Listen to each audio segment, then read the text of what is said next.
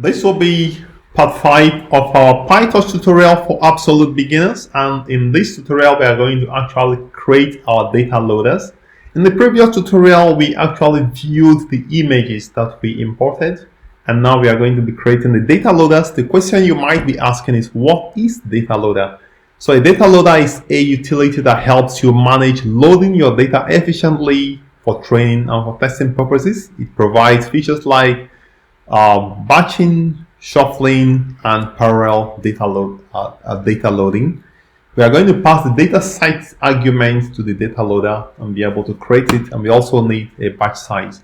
So the first thing we are going to do is we are going to choose a batch size. Normally we use 64, and so it means that when this data is loaded, it's loaded in batches of 64. So I'm going to create a train data loader, and I'm going to create a new data loader, and we are going to give it our training data set, which is we call training data, and we are going to give it the batch size is equal to batch size equal to 64. And we're also going to create the test data loader. It's going to be data loader. It's going to be test data batch size equal to batch size, and this will be our two data loaders. So now if I run, hopefully there is no syntax error. In the next part, we are now going to examine the shape of our data and actually see how we can use these data loaders